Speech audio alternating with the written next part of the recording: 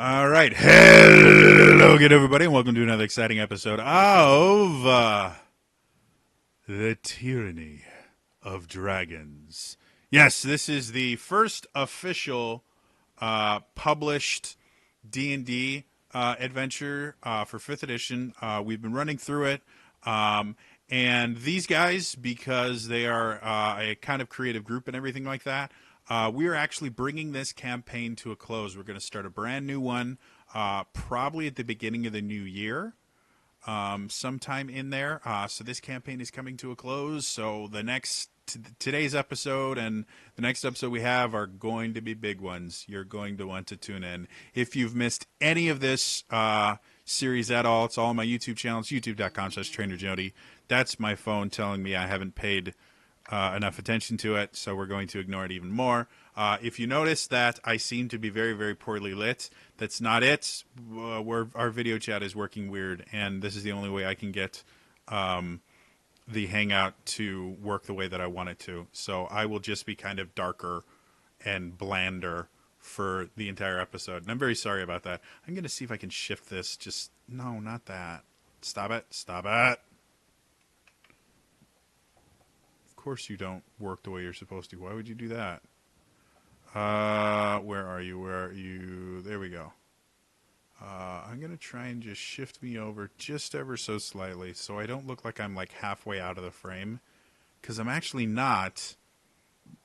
Like I'm centered in my camera. I just cropped it weird. All right. There we go. So to bring you guys up to speed, these guys have been storming this castle. The basics of the entire campaign is they came into a town when a dragon was attacking it, found out about this group called the Cult of the Dragon, and I'm going to move you over here because I'll make things easier on me. And they came to be asked by a couple of representatives of some groups that interact with the whole of Faerun to figure out what's happening, why the Cult of the Dragon has suddenly resurfaced, why they actually care about money and gold and stuff like that, where traditionally they've just been kind of, really had a hard-on for undead dragons. And so they went and they've been following the Cult of the Dragon all the way to this castle in the Mare of Dead Men, called Castle Neartar. And last episode, they finally started storming the castle after spending an entire episode doing reconnaissance and arguing about how to get into the castle, while their DM was trying to do absolutely everything in his power to just go, they're challenge rating 1 1/4 monsters, just kill them. So they're finally in the castle. They're starting to explore a little bit. And trying to find out where all this gold went to, because it went into the castle, but they haven't found any of it yet. They went in this central tower. They went up to what looks like kind of like an observatory, and as soon as they stepped into the observatory, they felt the feeling of magic, and the trapdoor that they all walked through closed behind them as 4 demonic-looking creatures jumped down from the rafters and started getting ready to attack them. So I'm going to start everything off today with by asking you guys to roll for initiative for me. And you guys notice that Bryn, who has been remarkably quiet for a while now, seems to be not quiet anymore and totally ready to interact and do awesome Bryn-like things.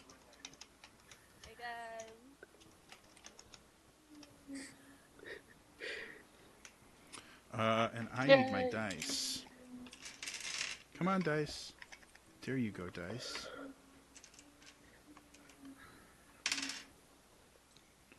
Okay. If I was a bard, this would be the part where I start singing We Need a Warlock to the tune of We Need a Hero. We need a warlock. Is it sad that every time I open up my monster manual, I start going A, B, C, D? No. Because I have to remember, well, that combined with the fact that sometimes Like if I'm looking for a specific monster, sometimes I have to find the name of the monster in here, and sometimes I have to find the type of monster instead, because it might be listed like, it might be listed like Black Dragon is not under B. It's under D for dragon. And like a Glebrezu is actually not under G, it's under D for demon. That would make sense, Jody.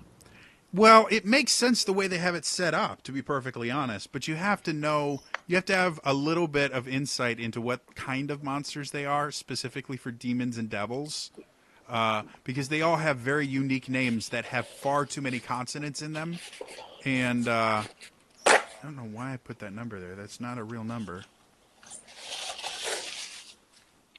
Okay, yeah. Sorry, I'm just setting everything up that I should have done before. All right, Altier, what you got for initiative? 19. Anna. 20. Ollie. 19. Wow, Valdus. 20 as well. Damn, I'm sensing a pattern. Bryn. 21. You broke the What? pattern. Lillian. You're muted. You're muted.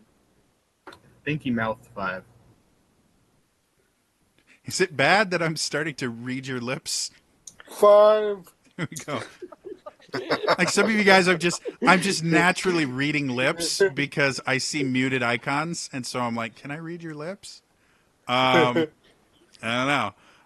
So we're gonna start with the 20s. Anna and Valdus. Which one of you guys wants to go first? Bryn was 21. I know, but I'm going to Oh, sorry. take care of this right Oh, now, apologies. so we can just go through that. And I can go first. I'll be quiet. Okay. Okay. It's not your turn yet. It's just deciding when it gets to initiative 20, which one of you will act first. The same is true about Ollie and Altier. When it gets to My 19, apologies. which one do you guys want to go first? Ollie, you go first. Okay. Okay. All right. So the first person is actually Bryn. So, Bryn, you guys have just come up into what is obviously an observatory, and with your history in magic in general, and your pact, you have probably been in observatories before. Gargoyles, not a normal thing you find in observatories, surprisingly enough. So, what do you want to do? I would like to. You're really, really quiet. Can you get a little closer to the mic? Yes. Is that better? That is better, yes. All right. Okay. I want to shoot a firebolt at one of the thingies. All right, go ahead and shoot a firebolt at one of the thingies. 17 plus. That's 7. good enough. Okay. That would be 12. All right. Math is hard. Stay in kids' school. Stay in school, kids. Wow. Apparently English, too. You know what, guys? Withdrawal is never something you should joke about, and it really sucks, like massively. Oh my lord.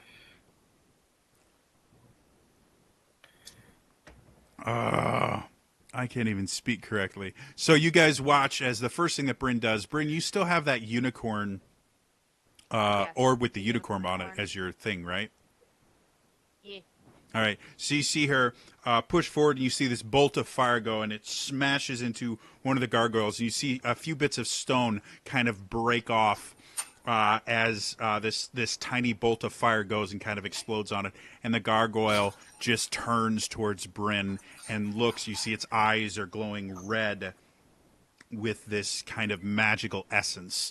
And it flaps its wings and snarls at you. Anything else you want to do with your turn? I blow it a kiss and then hide behind Enna. Okay. Speaking of Enna, you're up next. I'm gonna glance up. I'm in an observatory. Can I see the sky? Is there? It's like a big dome. It's a big dome kind of thing, and it has stars painted on it to mimic the sky. But you can also see a device at the other end of the room that actually goes through one of the walls, and without too much really tough thinking, you get the idea that this is probably like a telescope or something used to observe the sky. The room itself is everything is dim light. There aren't any lights or anything in here, so it's very, very dark. Not dark vision completely, but very, very, very dark. With a few, there's a couple windows at the very top of this room, and the room itself is, I think it's 30 feet high. So, Okay. and there's some rafters at the top. Are the gargoyles at all together, or are they spaced out? They actually came in through the windows, so they're actually spaced out around the room. The room itself is, it's a circular room that, if I remember correctly, is 15-foot radius, 20-foot radius. So it's a 40-foot radius circle, or a 40-foot diameter circular room. And you guys came up through a trapdoor that is now shut. Okay. So. All right. That answers that question. All right. I am going to pull out my flame blade. Okay. And charge the gargoyle that Bryn hit. All right. So you watch as Bryn blows a kiss at one of them, goes behind you, and your immediate reaction is you point your hand out, and this burst of flame erupts from it and then starts to form itself into a curved blade that you grasp onto, and you rush forward with the blade, swinging wildly, and you roll. 19. 19. And you sit there, and as you impact with it, the blade itself, while made of fire, has form and impact, and you sit there and slash through the creature, doing how much damage? Ooh, 10. 10. Cool. So as you go in, you sit there and you slice in it, and you feel the blade kind of cut into it a little bit and then dissipate as the force of the blow itself threatens to trap the blade inside the creature. And so it dissipates slightly until you pull it back and reforms into this, flaming scimitar. And again, you cut a chunk out of it. It flaps its wings at you, snarls a little bit. Anything else you want to do with your turn? No, that'll be my turn. Okay, we go to Valdus. I'm gonna firebolt the one that Bryn did. All right, so Valdus taking. What do you use as your focus again? Wand, a staff? Wand. So you see Valdus pull out his wand, get into a dueling sort of stance, and points it, and another bolt of fire goes out. And what'd you roll? Math is hard. 25. That misses. Roll damage, please. So after he gets into his dueling stance, he sits there, flicks the wand, and again a bolt of fire comes out, impacts and kind of explodes, blowing more chunks off of this creature. How'd you do? 15. 15. Not bad at all. The creature itself, you can see large portions of it are starting to fall off, and you can see places where it hasn't been hit. You can start seeing cracks form and little pieces of rock starting to fall off. It's starting to look pretty bad off. Anything else you want to do with your turn? I don't know if this will be possible, but could I inspect the trap door to see if it's has any kind of magic to it? Or would that be an action? You can make an Arcana check for me.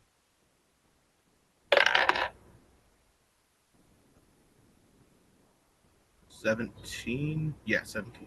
Okay. So,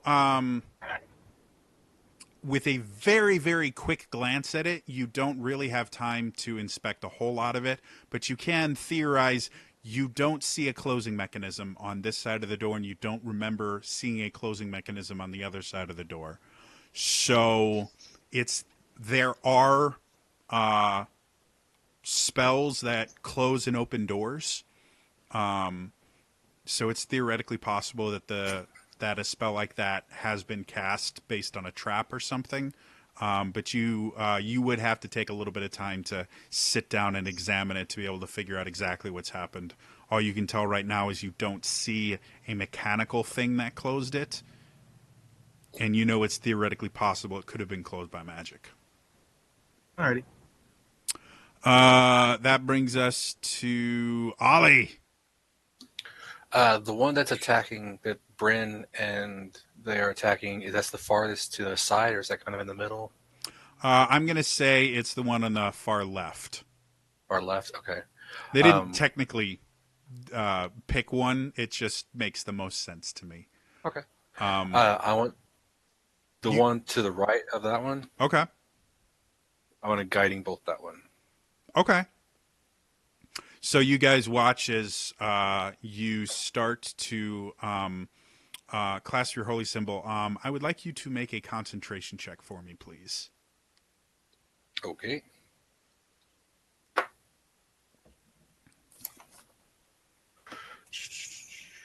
That is a 15. 15. Okay. So you sit there, and as you clasp your holy symbol and then point your what kind of armor do you wear again? Chainmail? It's breastplate. Breastplate. Okay.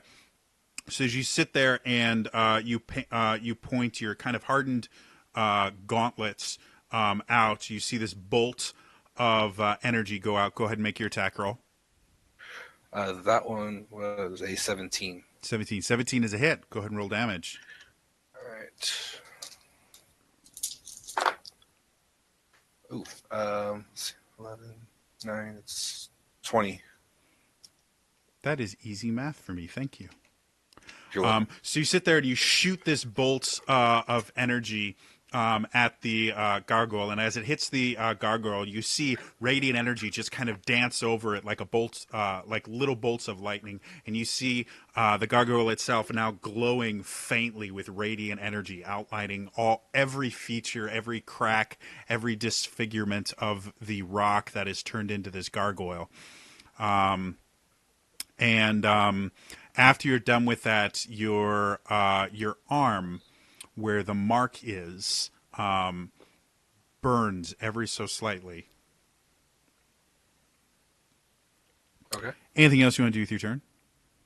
I want to send the hyena over to the far left one that was attacking Bryn. Okay. And attack. The hyena is on lunch break. His part will be played by a tribble. So go ahead and roll for attack. Okay. I'm never giving out a bag of fluffy tribbles again. I thought this is a cool magic item. Like there's randomness to it. No, this is like an uber powered. This little bowl of tribbles. I now understand why Klingons hate them. That's a 19. 19's a hit. Go ahead and roll damage. Okay. 8, that's 13. 13. Very cool. All right, so your hyena comes rushing forward. It dives at what kind of attack is this? Bite slash what is it? Bite. Bite. All right, so it comes forward. It jumps forward, and you can see it chomp down. Normally, you'd be kind of afraid for a creature like this. Oh, wait, I totally forgot about that. So that's a different number then. Really? Now you decide to do that? That's great. That was great timing. I got an email from school. It's probably telling me about, I don't know, a capstone study hall or something that I'm not going to attend. Math is hard. Half of 13 is 6. Okay. So you see it rush forward, and it bites into the creature, and you could hear the you actually hear your hyena cry out in pain a little bit as it kind of chips a tooth on it, and it doesn't seem to do as much damage because it's just biting rock. Yeah. But it does do a little bit of damage. The creature's still upright, but it's looking rough. Anything else you want to do with yours or the hyena's turn? That's it. Seeing as the hyena apparently now has his own fan club and, gets all this cool stuff because he was a tribble and turned into a hyena. Altier, do something cool. You are muted, by the way, Altier. I'm going to run over to the gargoyle that has a crowd around him with my new dagger and take a stab. Go for it. Make an attack roll for me. It's 9 plus 9, so 18. 18's definitely a hit. Go ahead and roll damage. D4 and D6. 13 piercing. No, All right. 14 piercing. You said you did that with the dagger, right? The new poison dagger? The magic dagger, yeah. All right, so you come over, and as you plunge the dagger into the creature itself, you feel it pierce through the rock, and you see cracks start forming and spreading out, and you watch as the gargoyle itself crumbles into a large pile of dust. How much movement did that take me? Let's say it took you about 30 feet. Okay, then I'm Or done. let's go 20. It would make more sense. 20 feet. And how far is the gargoyle that got guiding bolted? What's your movement? 35. Yeah, you can make it. 15. I'd say it's within 15 feet. All right, I'm gonna run over and do a running sidekick at him. Go for it. You have advantage on this attack roll. I think it's 8 plus. Anyway, 16 to hit. 16 does hit. Roll damage. Now, 7. Remind me, do your fist attacks count as magical at this point or no? No. You do not. Okay, cool. All right, so you go up, and as you do this flying kick, you hit it and then almost bounce off it. You can feel the the impact, and you see a little bit of cracks form in it. But as you go away from it, you're sitting there, and your foot is hurting a little bit because you literally just flying kicked into a giant stone statue. Anything else you want to do with your turn? I believe you still have a bonus action if you want to use it. No, that was your bonus action attack. Okay, cool. That brings us to... finally, it's their turn. The one that you just punched, he seems less than thrilled with you. Yes, I know. So he's going to try and bite you first. That's a nat 1. Ignore that. And then he swings around with his claws for a... Really? God, you guys suck. 21. I rolled really high to get that 21. Yeah, bring it. So he sits there and he tries to bite down on you, and your instant reaction is to just kind of dodge out of the way. And as that happens, you fail to see the clawed wing coming towards you that slashes at your side, doing 5 slashing damage. Yeah, these are boring. The other two, seeing the one that lit up their friend, they're actually going to fly because they've got really far fly speed. And they're both going to take swings at Ollie. So the first one is a 21. Oh, yeah, that hits. Second one is a 10. That does not hit. Third is another 21. That hits. Fourth is a 7. No. Such a hit.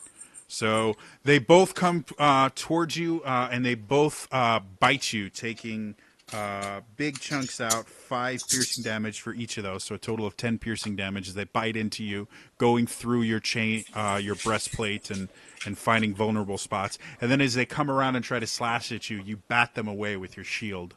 I think you have a shield, correct? Yes. You have a shield now. I've decided it.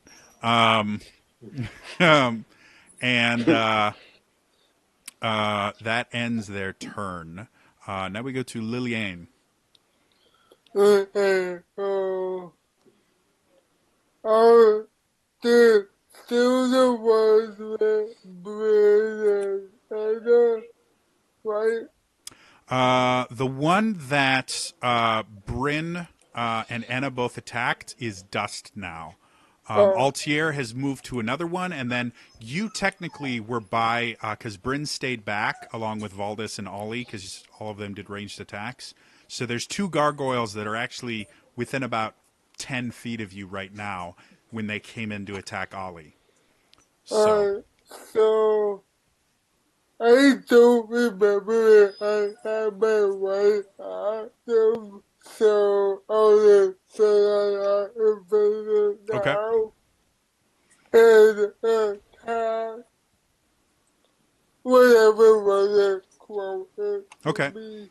So you guys watch as Lillian starts running forward, and as she draws her blade, again, she cuts Nick on her thumb, and the blood runs over the blade and erupts into flame. She swings the sword at one of the gargoyles and gets a... 25. Oh, definitely a hit. Roll damage on that one. 14. All right. So as you run forward, you sit there and you connect with one of the creatures, and not only does the sword attack itself hit, but you get this burst of flame as you do. And I just realized, are you using the weapon itself? Is it magical? It's not magic, masterwork. It's masterwork. Okay. So I need the slashing damage separate from the rest of the damage. Okay, so that was 10 slashing. Okay. And 4 fire. Yeah. Okay. So as you sit there, you hit it with your masterwork sword, and it impacts and kind of clings back, but the explosion of fire you see does a fair amount of damage, but the actual slashing of your sword doesn't seem to affect it as much. Anything else you want to do with your turn? No. All right, top of the order. You have That 2 brings... attacks, don't you? Oh, yeah. Oh, you have 2 attacks. Go ahead and swing again if you want. Yeah. Yeah. So that would be, 12. So as you sit there and you swing again at it, the wing comes forward and kind of bats your sword out of the way, making you miss the contact completely. That brings us back up to top of the order. Bryn, you now have gargoyles within about 10 feet of you. What would you like to do? Okay. I'm going to Eldritch Blast both of them, sending 1 beam to each. Okay. So that's a nat 20 to hit on one of them. That misses. And then natural 18 on the other one. All right, both of those hit. Go ahead and roll damage. Question for you. Yes. Do you have the invocation that moves them when you hit them with an Eldritch Blast? No, I don't. Okay. All right, roll damage then. Okay, so the first one, which is the critical, Mm-hmm. will be 10 times 2, so 24 on the first one. 24 force damage, right? Yes. Oh, sorry, doggy. Move. Go. And then the second one sorry. is 8, 9, 10, 11, 12. I like 12. 12 is an easy number. All right, so you sit there, and from your orb with the unicorn horn attached to it, you fire off these 2 bolts of green energy that both impact. The first one hits hard, and you see dust just kind of explode from the creature, and you see a large portion of its chest is now missing as you kind of pulverized it. And the second one, as you hit it, you can see cracks forming all over it, but it still looks raring to go. Anything else you want to do with your turn? Can I back up at all? You're kind of as far back as you're getting. You guys started at one side of this circular. It's a completely circular room. Okay. Anybody I can hide behind? Well, Ollie's between you and the gargoyles right now. All right. Meat shield Ollie. Anna, you have a pile of dust in front of you, and a really cool flame lightsaber. I would like to turn, do my best Luke Skywalker, no, and hold it up, and then just charge at the nearest gargoyle. Okay. You actually have a choice. You have the one that Altier is attacking, or one of the ones. They're both kind of equidistant from you. One of the ones that are attacking Ollie. Oh, I think I have to go to the one with Altier. Okay, so you run forward, Altier, you hear this, no! And you instantly realize that something very hot is about to come flying in your general direction. You duck as you feel waves of heat fly over you as this swinging scimitar of flame comes over you. Would you roll? 17 to attack. That hits. Roll damage. 8 damage. 8 damage.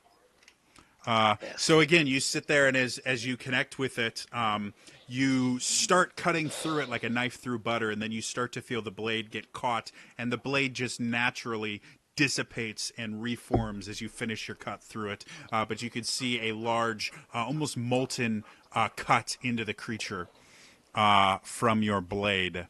Anything else you want to do with your turn? Nope, that'll be it.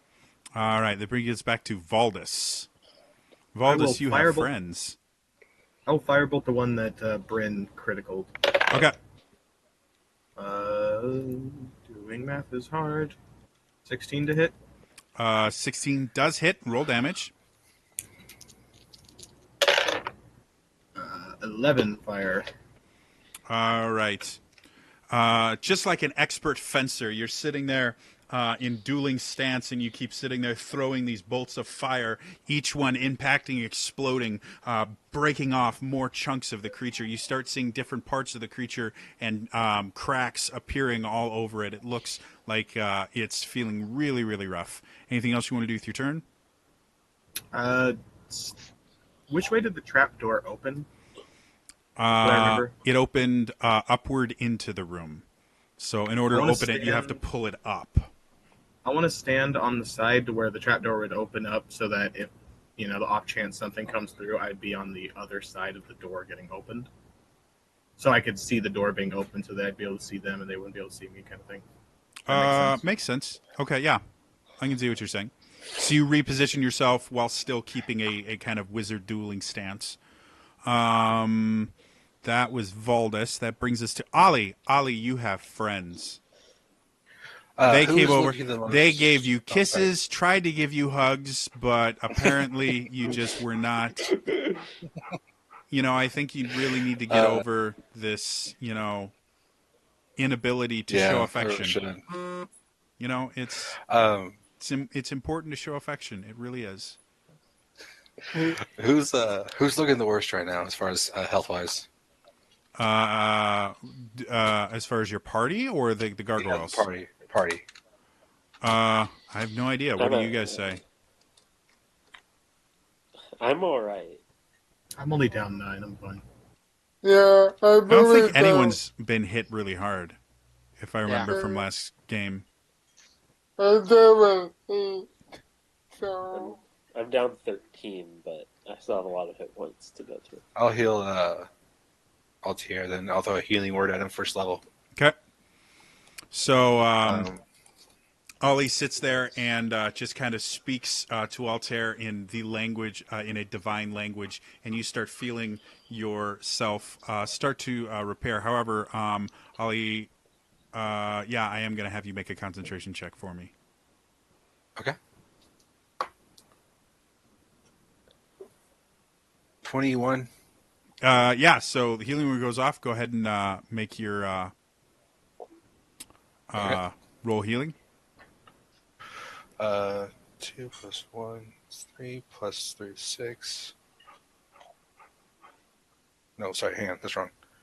3, 7, 10. See, all you kids that kept saying, well, I'm never going to use this in real life, this is where you use it, and there are people that are getting paid a lot of money to play D&D online now. So I'm just saying, remember your math. Okay? Right. It's important. Don't forget to learn reverse math. Yeah, reverse math the worst. Yeah, reverse math. What else you want to do? That's your bonus action. It's bonus? Yeah, healing word is a bonus action. Okay.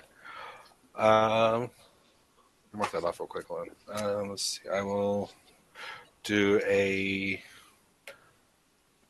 flame strike on the weakest looking. So if you cast a leveled spell as a bonus action, you have to cast, and you cast another spell, it has to be a cantrip as your action. So you would not be able to cast 2 leveled spells since Or you've Sacred already Flame, cast sorry. Oh, Sacred Flame? Okay. I think that's a Yes, save what I from meant, me, sorry. right? Yes, it's dexterity save. Dex save. These guys have super awesome dex saves because they're rock monsters, and rock monsters are known to be very dexterous. Actually, how's 18 sound? That wins. All right, so you sit there and you call down light from heaven to try and smite one of the creatures, and it just kind of backs out of the way, and the light harmlessly just kind of dances across the floor. Your arm is starting to bother you now. It's starting. Up until now, you've had that mark on your arm, and it's just been there, and now you actively are aware of it. It's not so much that it hurts; you're just aware of it right now. Okay. Anything else you want to do with your turn? That's it. I'll stay there. Altier. I dodged the scimitar, and then I feel the familiar warmth of Elbat's magic on me. Mm-hmm. And I breathe in as I go to stab for the thigh as I come back up on the gargoyle. All right, go ahead and make me an attack roll. I don't think that'll hit. That's a 14. All right, as you sit there and you bring forward the dagger, it skitters off and doesn't seem to be able to penetrate the rocky facade of this creature. What else do you want to do? Front kick to where the nads would be. Go ahead. Natural 20, oh boy. All right. So you sit there and you kick and you feel something kind of crunch in there, but your foot hurts as you impact pure stone. Go ahead and roll your damage. That's Got balls of 13. stone. Bludgeoning. All right. And so as you bring it back again, you're kicking just a stone figure right now. It doesn't seem to be doing as much damage as you think it should be doing, but it is impacting it in some way. Anything else you want to do with your turn? Nope. All right. That brings us down to it's their turn. Since you just kicked it in the nads, you're getting bitten. Okay. No, you're not, because an 8 doesn't hit your armor class. But 13 doesn't hit it either. Nope. It's really frustrated right now. Like, you just kicked it, and it's perfectly carved nether regions. And it's not okay, all right? If you did that with, the statue of David, you'd be kicked out of the museum, all right? It's not okay. The other two, one is actually going to try and move past you, Ali, and is actually going to start going towards Valdis, seeing as he keeps doing bad things to them. So if you want, you can take an attack of opportunity against him. Okay. That's only melee, right? Yes. Unless you have Okay, Warcaster. Nope. So it's just normal mace. This one. That's a 19. 19 does hit. Go ahead and roll damage. That's 5. All right. No, Right, it's so not magical. It does get past you after you kind of bop it on the nose. It comes over and it tries to bite Valdis with a 12. Surprisingly, no. All right, and then it comes around with one of the claws on its wings. And 14? Surprisingly, no. All right, so you sit there, and again, in your dueling stance, as it comes forward and tries to bite you, you bring your wand up, and you kind of there's this flash of light, and you dodge out of the way, and then the claws start coming towards you, and again, you kind of dodge out of the way and get back into a crouched stance with your wand pointing towards it, similar to a rapier. The other one is just going to take bites at Ollie, which it's not much better at because 8 is worthless. And 23 will hit, though, right? Oh, yeah. All right, so it sits there, it tries to bite you, and you bring up your mace, and it actually bites the mace, and you hear it go crunch, crunch, crunch. But your arm is kind of trapped, and you're not able to defend yourself as it comes and slashes you underneath the bands that keep your breastplate on, doing 5 points of slashing damage. And that brings us down to Lillian. Right, so the way on the top is Caroline, right? There's one attacking Ollie now, and there's one attacking Valdis. And then there's the one that, and then Altier are dealing with. I'll go after the top is Volder. All right. So you move towards it, your flaming blade swinging wildly. 10. As you sit there, you swing it again. The wing comes forward and bats the sword away without taking any damage.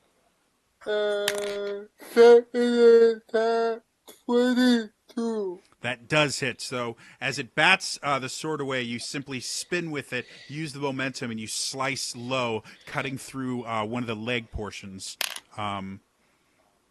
Give me the slashing damage first. 13 slashing, All right, and then how much fire? 2 fire. All right. So you sit there, and as you slash again, it doesn't seem to cut as deeply as you want, but this kind of explosion of flame happens as it cuts through, and the flame itself starts to create like a molten scorch mark on the creature itself. Anything else you want to do with your turn? No. All right. We're going to move back up to Bryn. Okay. The one that I just Eldritch Blasted. Well, you did that. The one you crit, you mean? Yeah. He's Okay. dead. I'm going to acid splash him. No, poison spray him. Poison spray him. Okay, so you sit there and you extend the unicorn. You can see this spray of poison go out and do nothing. Ah! I make that sound and I just... Okay, fine. I go back to hiding behind the nearest person. The rest of you smell the sweet scent of lavender-scented poison. I don't know why, but whenever I think of poison spray, I just think of like this purple spray and then lavender. I like lavender. It's comforting. I'm okay with that. That brings us to Anna. All right, I am going to attempt to stab the gargoyle in the naughty bits. You guys are asking for me to turn these gargoyles into something more powerful. 11. 11. So as you sit there and you thrust a slashing weapon, because a scimitar is designed to be swung, not thrust. It doesn't work that way very well. You're like, you know what? Screw this. It's a fire scimitar. Maybe I can make it work. So you sit there and you thrust it in between its legs. It jumps into the air. How much? What was the actual roll? 11. 11. Yeah, it's gonna It was slash 4. at you just for spite. Does a 23 hit your armor class? Maybe. You take 5 Yes. points of slashing damage as it jumps into the air and just kicks you with a clawed foot that slashes across your armor. Stop targeting the naughty Wow. bits. It's just not right. Damn it, buddy. I mean, Valdis is Um, being really cool, and he's like, dueling and Bryn shooting laser beams and poison, and an Altier sitting there playing with their bits.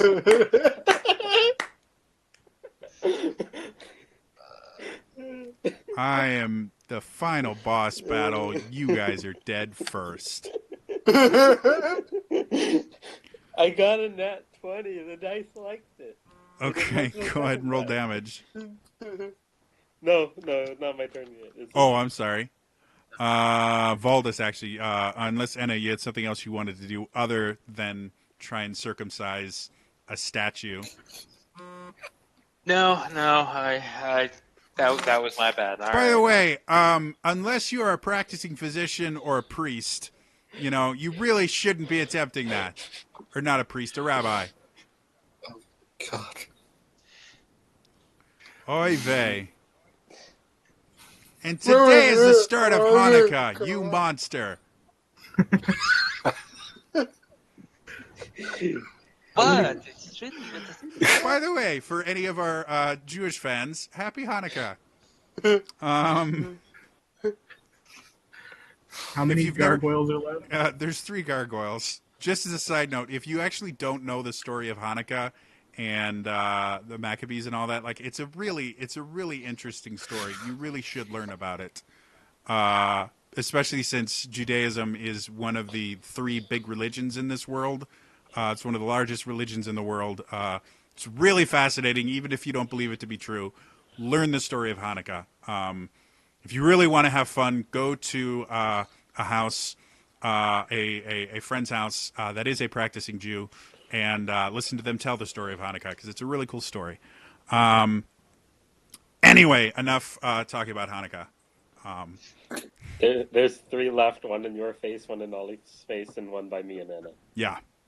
You know what? I don't know if it'll work, but I'm going to try my wand of paralysis on the one right in my face. Oh, that's interesting. Go for it. Is this disadvantage because it's ranged attack? Does it? All right. Does it say make a ranged spell attack, or does it just? Yeah, say... because if it hits, it just paralyzes. If it misses, it just. Okay, then yes, it will be. If it specifically says a ranged spell attack, then yes, it is a disadvantage. 15 is the lowest. You watch as the statue itself freezes in place, and if you didn't know any better, you would say that it was just a statue. Like without it moving, you 100% cannot tell that it is a creature. All right. Well, I'm going to test this. I'm going to take a step back and see if he swipes at me. It is a statue. Cool. I believe that For was my whatever action, reason, so- it seems as if it is reverted to statue form. It does not. There's no glow to it. There's no nothing. It looks like you can even see the carve marks where the chisel would have carved away pieces of the rock to form the statue. I believe that was my action, so I'm good. All right. That was Valdus, right? Yeah. Yep. That brings us to Ollie. You still have friends, Ollie. All right. Who else is looking rough right now besides in the party? Anybody else losing more health points? Not really. Anna got smacked once, but people seem These to be guys fine. really don't hit very hard. So Okay. I'll do another Seeker Flame on one of them. In the one in front of you, I assume? Yeah, probably. what's your spell save DC? 15. It fails. It got an 8. Okay. That is 2d8. Yep. That is 10. All right. So as you sit there and you, I need a concentration check again.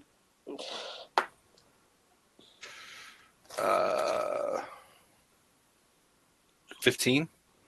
Yeah. So you sit there and you concentrate, and again, this bolt of holy light comes down, and as it hits the gargoyle in front of you, you see the gargoyle shriek in pain as the light starts to penetrate and starts to glow from the inside of the creature, and it kind of explodes into a little cloud of dust that settles, and it is no more. Cool. Um,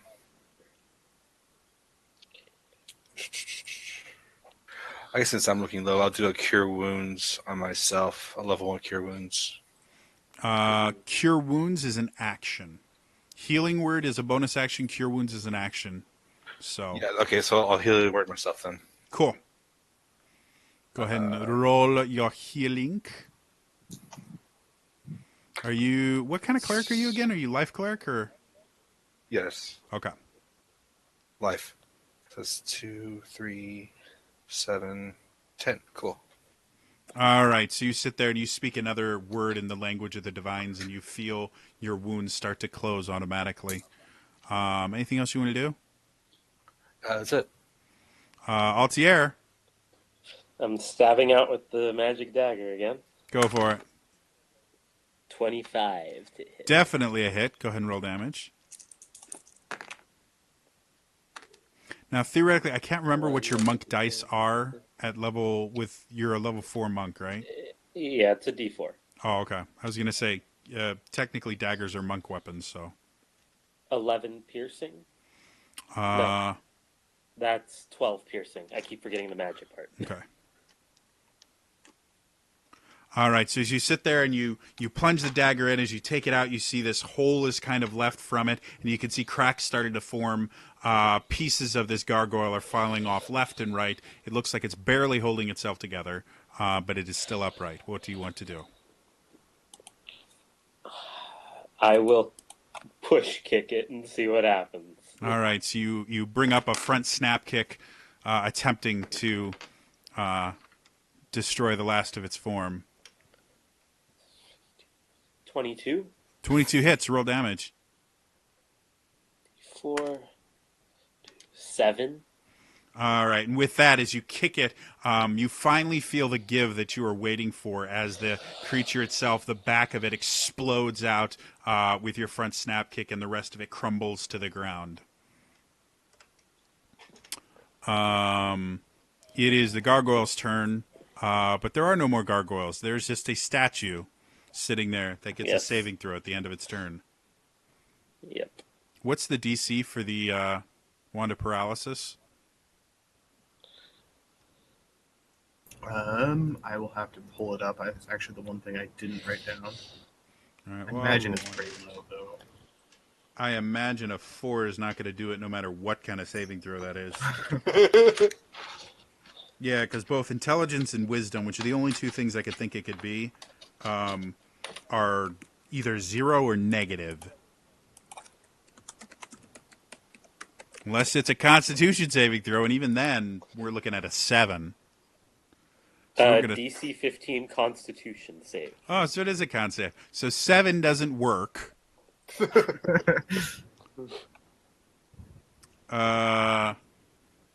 So that ends the gargoyles. Lillian, there is one gargoyle left. Or rather, it looks like it literally just looks like a statue. Alright, Go for it. You get advantage on the attack. 26. 26 hits. Since the creature is paralyzed, any hits are auto crits. Or any melee attacks within 5 feet are auto crits. So since you're using a longsword, I assume you're within 5 feet. Yeah. You see the DC 15. For me, it doesn't say a DC in my DMG. Oh, I'll look it up in a little bit. Again, for I believe paralysis, it gets to make saving throws. Yeah, it says it does, but it doesn't say what kind or what the DC is in my DMG. That's weird. I pulled it up in the Roll20 SRD There might be thing. an errata. Like you might have an early version of the DMG that doesn't have the errata in it. Yeah. So, Lillian, what was slashing damage first? that would be 16 slashes. Okay, and then fire damage. And the fire double. Any dice you roll, double. The only thing that doesn't double is static modifiers. Right. So that would be 7 fire. All right, so you sit there and you slash once, and again, as you slash into it, the sword kind of bounces off of it. The explosion of flame creates more molten scorch marks on it. It's looking rough, but it's still there.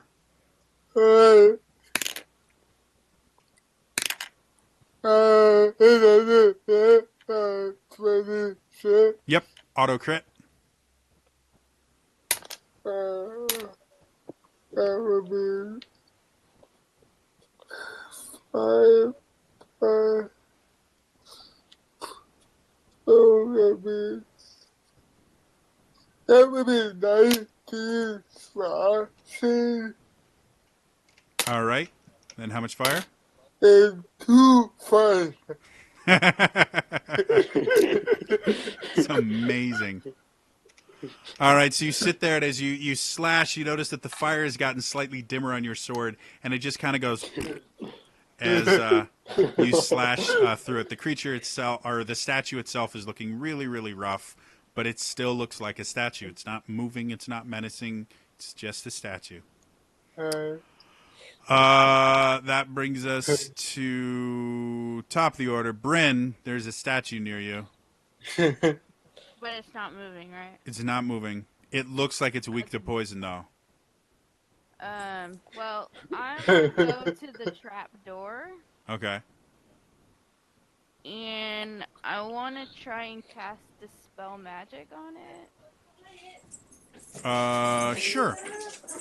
You sit there and you concentrate on the spell, and as it is cast, you feel more than hear a kind of clicking sound, like a Okay. clicking sensation, and you feel as though something has been dispelled. Okay. That's it. Can I reach down and try to, like... Yeah, you can Is there open the door. anything- You can interact with one object for free. Okay, can I try to open it? Yeah, it's really heavy. Make me a strength check. Oh, gosh. Ugh. It's a heavy door. It's made of wood with metal and stuff like that. Like it can support the weight of one of these gargoyles. So it's it's Would decent. Does an 18 do it? Yeah, you sit there and you open it up, and you can see the stairs that you took to get up there. I give myself a high five. All right, self 5.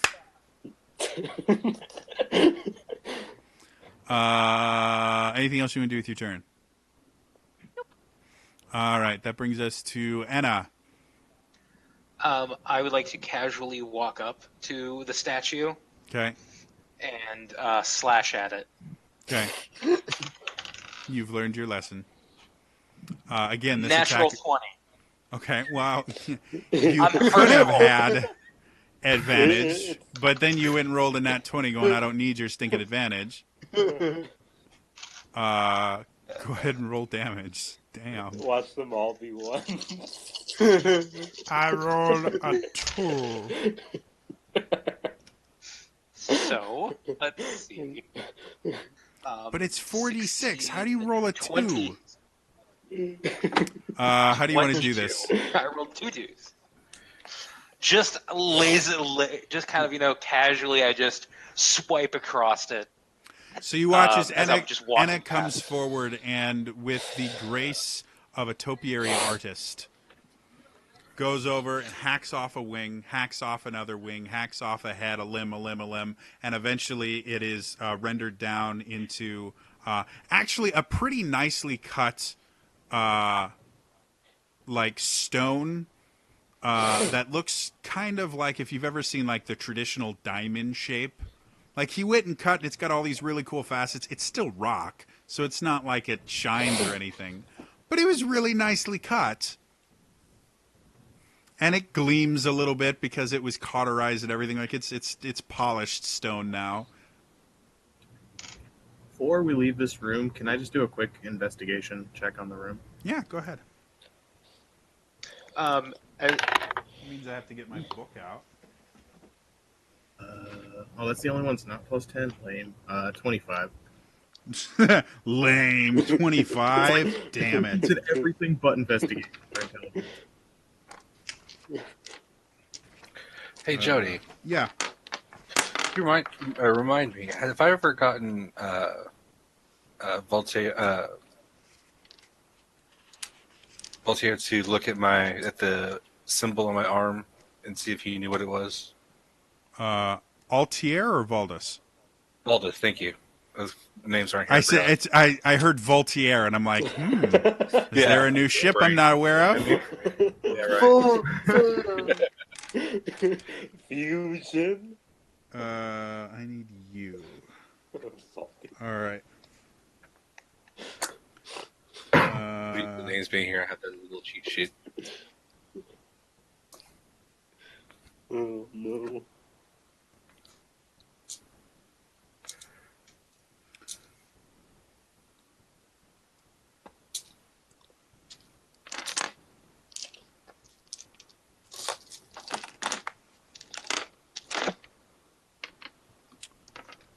Uh,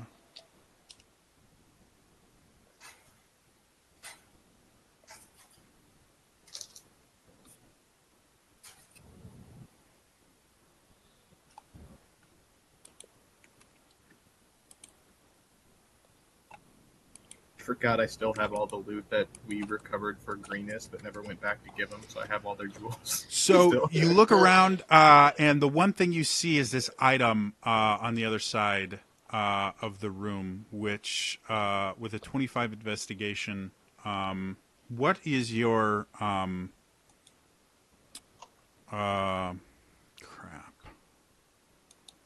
10 plus your what's that called? Passive perception. Yeah, what's your passive arcana? Passive Arcana would be 20. 20. All right, so you recognize this immediately. The room itself is mostly empty, except for the piles of dust and everything. There's really nothing up here. But you recognize across the room the item to be an item called a Farseer of Ilusk.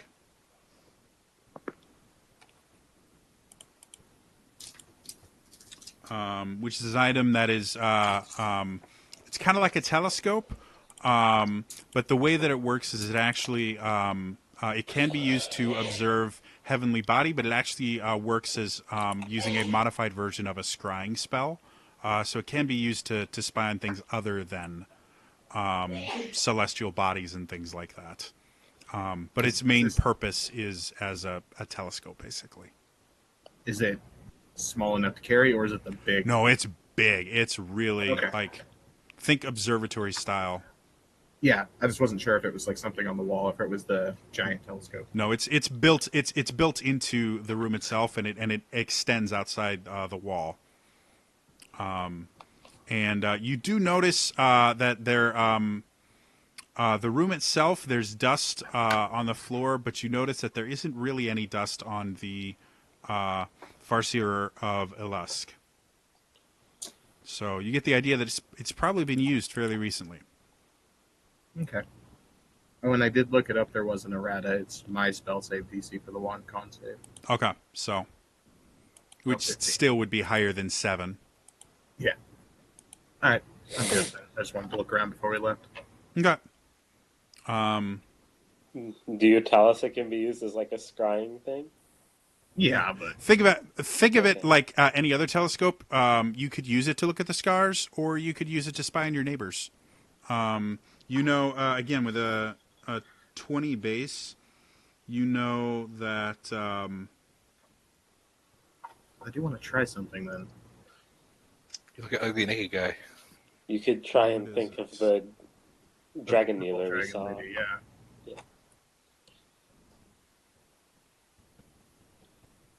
Hold up. You do know that the item can basically scry on. You can use the item to scry on a location within 50 miles. But it does Could take. It takes. Not only does it take a little bit of magical knowledge, it also takes a little bit of mechanical knowledge to get the machine to work the way you're supposed to. So. So yeah, it's not what we want then. All right. I'm good to keep going towards wherever that pulsing was. The what? I'm sorry. The pulsing that we were Oh, yeah. trying to find last week. It's last below week. you. So I'm not going first, but let's go down the stairs. All right, I'll I'll go lead the first. way. So you Okay. guys head We'll back both go. down. The center tower itself is just who's you? What's it? You've been all through the center tower, and it doesn't connect to anywhere else. Okay. Where the hell is this? That's level 2. I don't want level 2. I want level 1. Hold, please. Elevator music as we descend the central tower.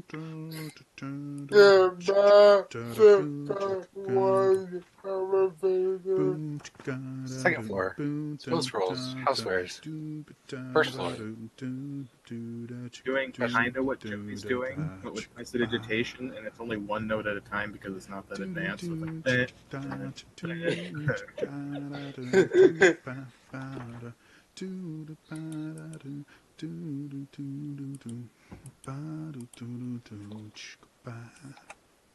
So as you guys come out, you have to the northeast.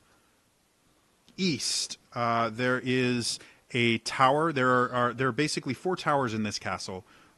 Fifth, 5 if you count the center keep that you guys just explored. The northeast, there is a tower, and there is the remains of a door there that is kind of rotted off. And since you guys had to pass by it, there was a pretty profound smell coming from that particular area.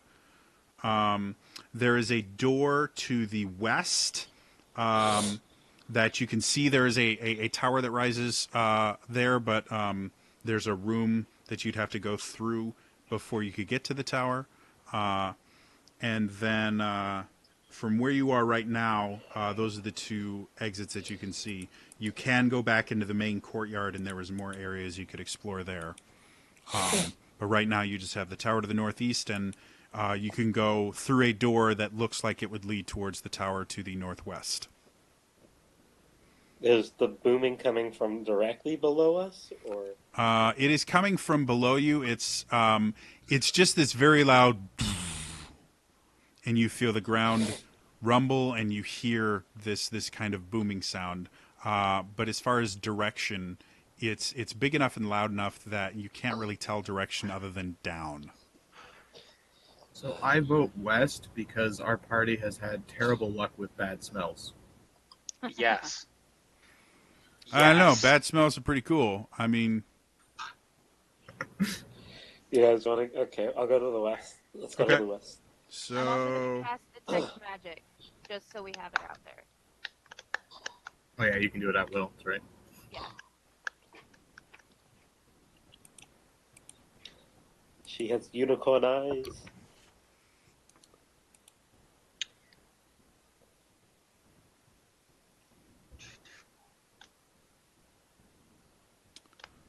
Now I have Betty Davis eyes stuck in my head. as you go into the room, you see this massive.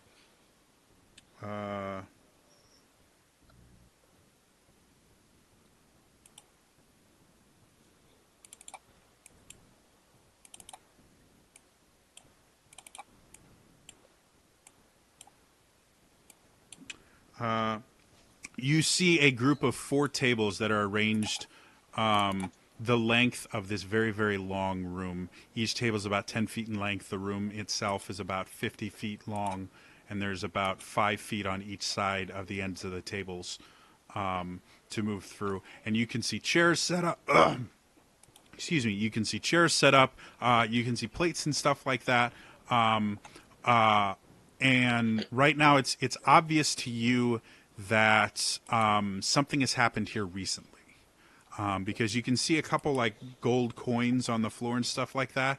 But other than that, it looks like the room has been looted almost. There's nothing like anything of value, including like you see plates that are made of ceramic. You don't see any silverware. Is this a dead end room, or is there more No, doorways? the room itself. That is the wrong picture. Why do you have to put the pictures so many different pages? You see a door to the north. You see a door. The door you just came in from is on the east wall. You can see about 20 feet down, there's another door to the east wall that probably leads back into that courtyard you guys were in. And that's it. Yeah. So there's a door to the north, and then there's a door. There's the door you came in, and then another door to the southeast. I kind of stop everybody for a second and I look around on the floor. Is there like a direction all the footsteps seem to be going in? You see some drag marks on the ground and scuffs that look to be heading towards the northern door. Should we head that way? Yeah. Let's go north. Yeah, let's head that way. All right. As you open the door, what is happening in there? Is there any magic on the door? You'll find out in a second as you open it. Well, I cast detect magic. They opened it before you cast that, so. That's what happens. They say, we go forward. Wait a minute. Is there any magic there? Well, you've gone forward already. So as you open it up, the first thing that happens is you are hit by this wave of kind of humidity and must. And as you look, you notice that swamp water has been leaking into this room through the stone floor. So there's about an inch of swamp water on the ground here. Swamp water seeps into this chamber through a crack in the foundation to pool inches deep on the sagging stone floor and fill the air with a cloying, moldy stink. There's a walkway of planks across the floor so that you could walk between the two doorways without soaking your feet. And you can see to the west. The room is about 10, 15 feet long. And so you come in at the southern exit of it, and you see in the northwest corner there's another door, and then they have these planks along the ground, seemingly so that you don't have to get your feet wet when walking through this room. I head towards the door. All right. Okay. You make Gainfully it to the door. tiptoeing. I'll follow. I check for traps. Make me an investigation check. 5.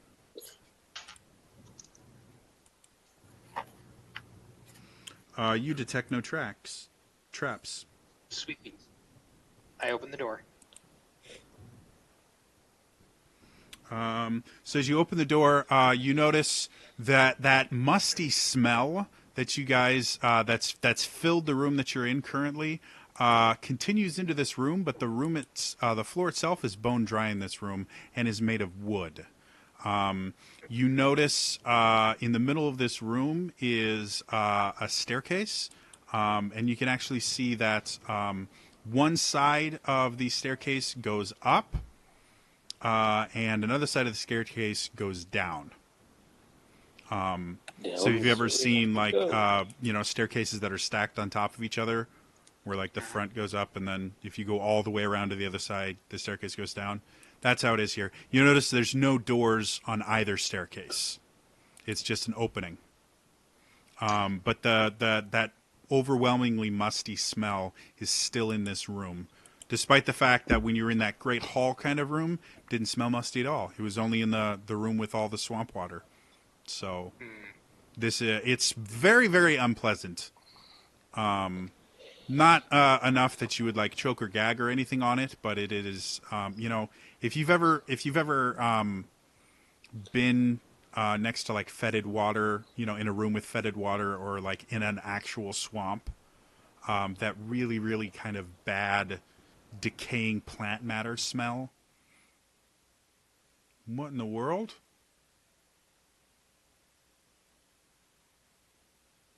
What?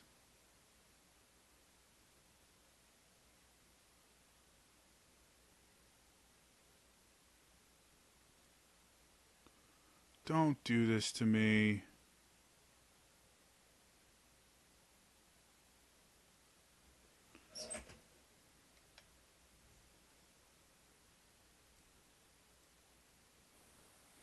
Hey He's guys, back. I'm back. I'm gonna see how much it's screwed up. Ha! It didn't.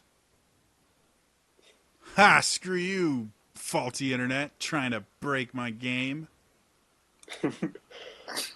Yeah, you're all back.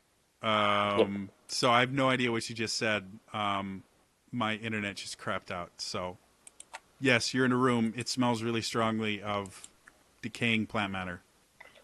There's Should we stairs head going down. There's stairs going up. Should we I head look down? towards Altair and kind of point my sword down and kind of like, should we? I think we should. All right. Well, then you do. We start heading down. So as you head down, the world changes. You explode. The DM gets $100.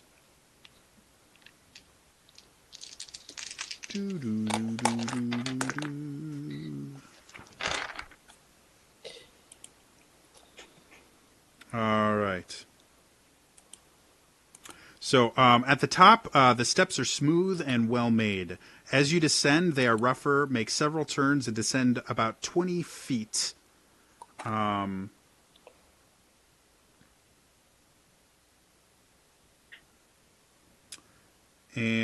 as you get there, you go from like a castle setting where it's like the walls are made of stone, the ground, the floors are made of wood and everything, to a natural cavern. That again is about 20 feet below where you guys were previously. The ceilings are about 10 feet high. The area that you come into, there are lanterns that are providing bright light throughout it. And you can feel that boom, boom, along with dripping water, scratching rodents, and scrabbling lizards. And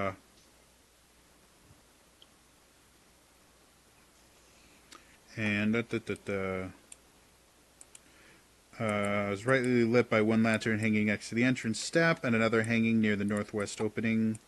The chamber is empty.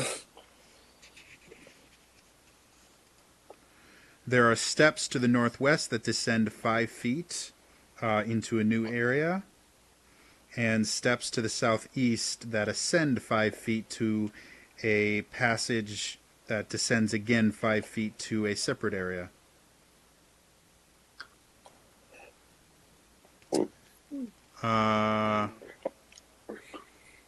And there's water flooding the center of the chamber, but it's a little more than a puddle. It reaches a depth of about 1 foot near the center. And the water itself is actually slightly acidic. So you guys can smell that kind of acrid smell of acid. Not enough to actually do any damage, but enough, kind of like lemon juice, kind of acidic. If you have any open cuts or anything and you were to put your hand in this water, they would burn. So I probably shouldn't. No. All right, so I want to go back here. So, now that you guys are down here, you're hearing this boom, boom. And I'd like everyone to make me perception checks.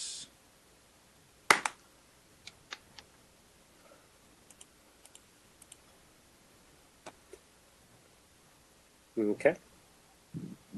Okay.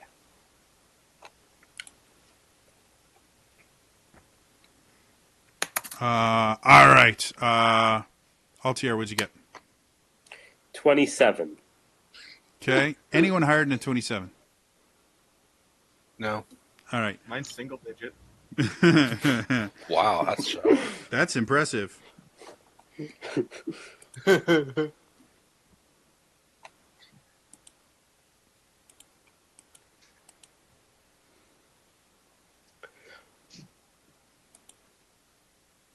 All right, this is where we are going to ignore the book. All right, so as you guys are down there, you can hear this. And Altier, you can tell that it is coming from the whatever directions I just gave you are wrong because they have the map turned to where north isn't up. So I'm going to say you have two paths in opposite directions, one to the west, one to the east, roughly.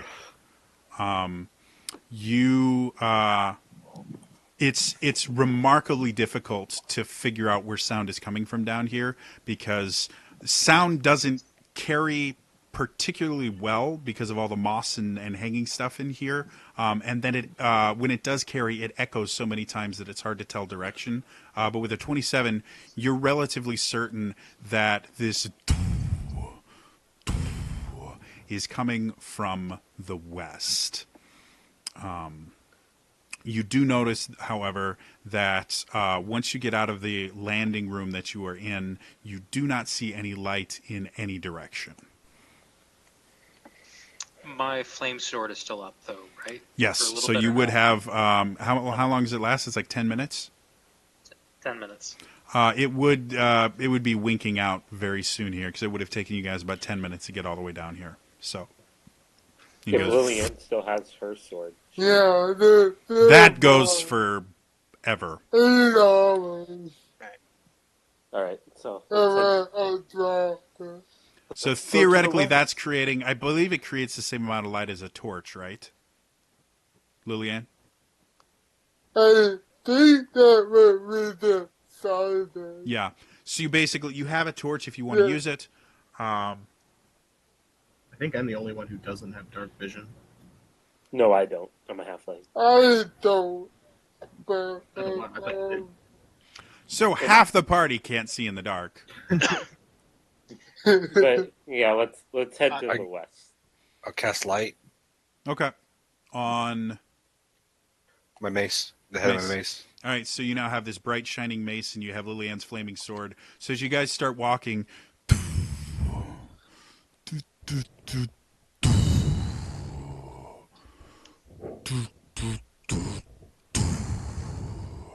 as you guys go, every time you hear that sound, you feel this pulse wash over you, and the hair on the back of your neck stand on end, and you can feel the presence of magic. Valdis, you don't know why. Something about this magic has a familiar feeling to it. You can't explain it. It's just it's almost like either you've had this spell cast on you before, or you've been around this spell before. You're not really sure how, but it feels familiar. In the same way that every time you use a cantrip, you know these spells so well that they're not memorized. They're just inherently in you. You can do them almost without thinking. So it feels very kind of similar to that very familiarity with this magic. But for the life of you, you have no idea what kind of magic it is. It just feels familiar. So the hallway itself keeps going on and keeps descending further and further down into the ground underneath the Mare of Dead Men. You guys descend 10 feet, 20 feet, 30 feet, 40 feet, still in darkness. You guys are starting to see a landing and then a hallway that stretches out about 50 feet away from it, still with about a 10-foot ceiling, but you can see a glowing light at the end of this 50-foot long pathway, as if the room beyond is lit by something. But the light itself is not firelight, and it's not like a light spell or anything similar to that, like glow rods or something like that. It's this eerie kind of purplish indigo light that seems to be almost pulsing in time with that very large and you guys can feel the ground around you shaking, the walls around you shaking, little bits of rock and things every time this pulse happens are shaken free from the ceiling. You guys have a thin layer of dust on your clothing now from having traveled. It's taken you probably about 10 minutes to travel this whole area, so as not to like trip down the stairs or go too fast or anything like that. So you guys are now at the base of this hallway. The hallway is about 10 feet wide with a 10-foot high ceiling. And again, about 50 feet away, you see an opening to another room. But it's kind of fuzzy. And it's 50 feet away, so you can't really tell too much about it, other than it's glowing. Ollie, your arm has started to itch and burn now. And it's really starting to bother you. It's making it very difficult for you to concentrate on your light spell, despite the fact that it's not a concentration spell. It is something that you can just, like, turn off at will. And you've had a couple of times where just as your arm is starting to bother you, you've accidentally just turned off the mace and have had to turn it back on just because your arm is really starting to bother you and burn. And the symbol itself is burning as if it's on fire. So what do you guys want to do?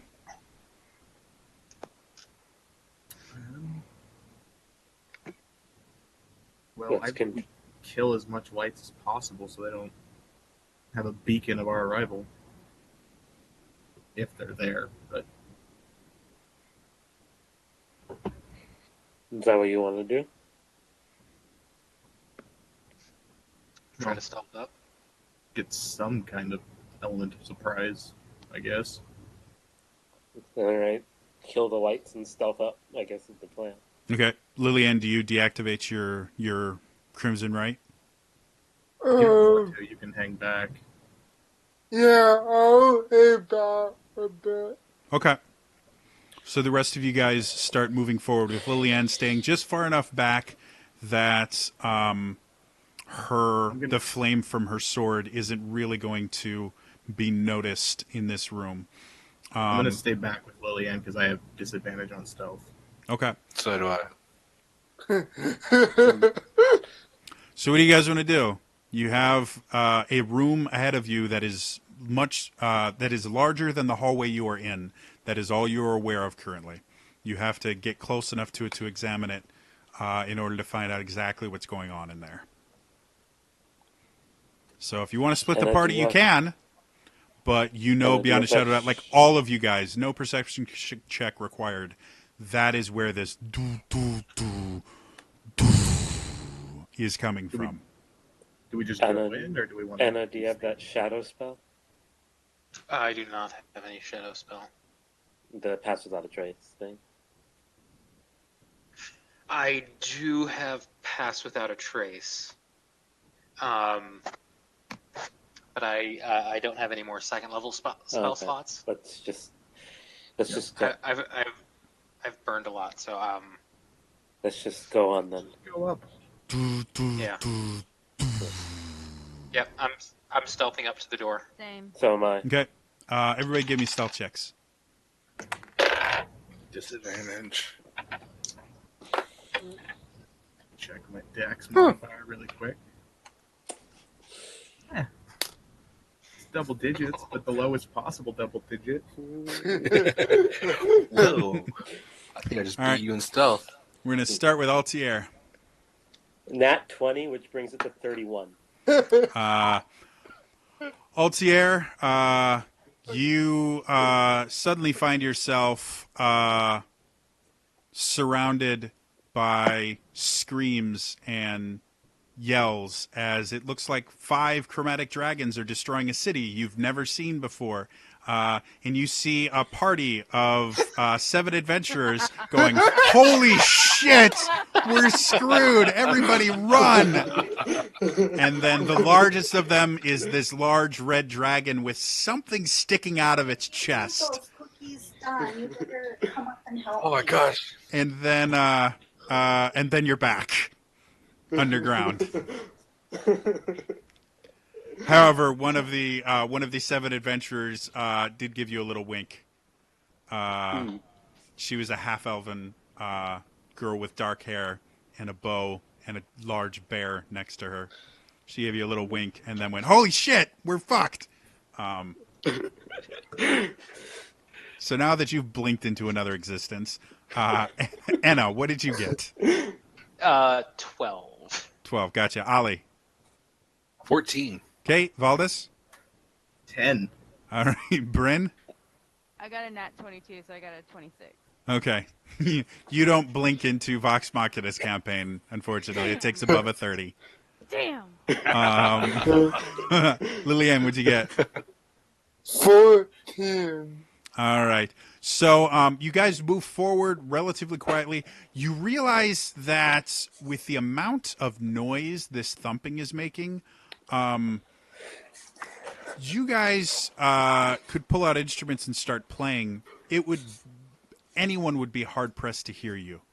You guys are actually the point where you're almost starting to have difficulty conversing with each other whenever one of these big booms happens. They're very, very loud. So as you guys go in, you get to the edge of the hallway, and as you look out, you see the room itself opens up into a massively large area. The room is circular, about 100-foot radius, so about 200 feet in diameter. This massive room. You can see all around the edges are this bas relief work on all the walls depicting dragons of various size and shape. And a motif that you keep seeing over and over in the bas relief is this massive, large, 5-headed dragon figure that appears and seems to be destroying villages or fighting other dragons or things like that. You can see every about 50 feet or so, you can see a dragon head that is carved directly out of the stone, just kind of comes out of the wall. And you can see on the far side of the room, there's a woman wearing these flowing purple robes and this very intricately carved mask that is black in color that actually has a black dragon head on it, and you can see her weaving magic and things like that, and in front of her is this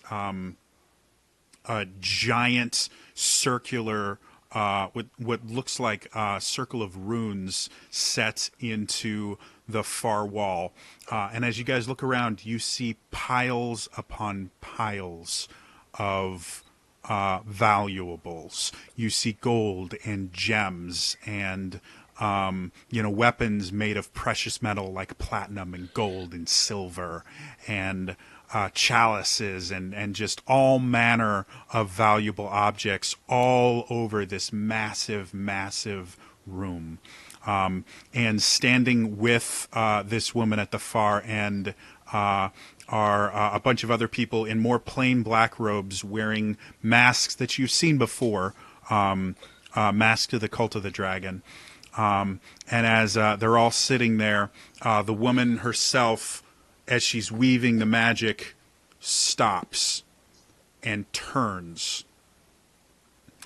And despite the fact that she's, 200 feet away, she looks directly at you guys, specifically, and you don't know how you know this, but you do. Valdis, she's looking right at you.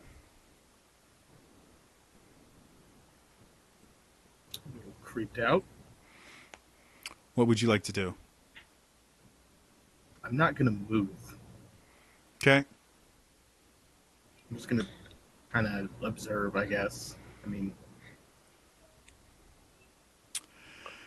as you guys are just kind of standing there, you hear the woman speak. It appears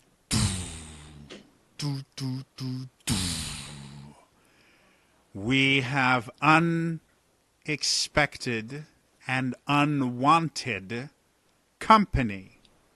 You need not cower in the darkness. I know you are there. Valdis, what are you doing here? And Valdis, I would like you to roll me a history check. Okay. Oh, perfect timing. Nat 20, so 30. You seem to know everything.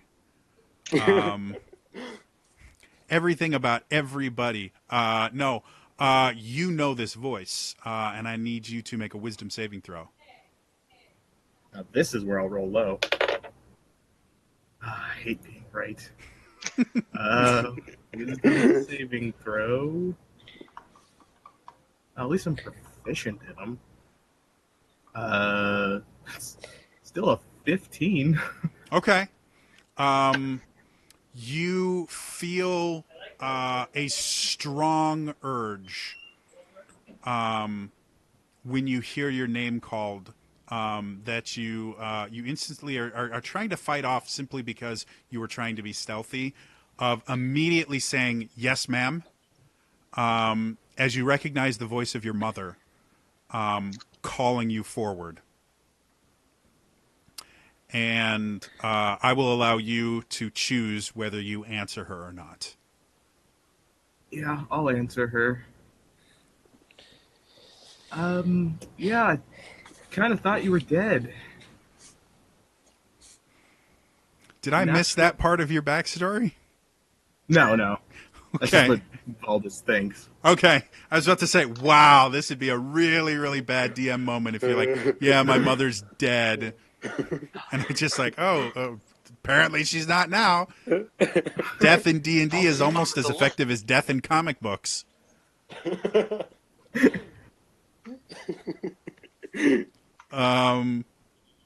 So she goes, really? Well, apparently all that money we spent sending you to the best schools was wasted. Why are you here? Well, lying's not my strong suit, so You also get the idea she is not the... Again, you grew up with this woman. She's not the woman you want to try to lie to. Like anyone else, maybe might get away with it. This, you have a strong inkling that you would not do well lying to her. Well, I was kind of hired to find where all this gold was going. You are working for whom? I don't remember his name. What organization hired you to track me? Okay, DM, I'm not gonna lie, I kind of forgot the name of the organization. Go and roll me a history check. Oh, now it's low. That would be a 12. That's with a plus 10. That's actually still good enough. You were hired by a gentleman by the name of Leosin, who is a member of the Harpers. And they had partnered with a group of kind of coalition of paladins and other like-minded beings known as the Order of the Gauntlet. So the Harpers and the Order of the Gauntlet are the ones that asked you to figure out where all of this gold was going.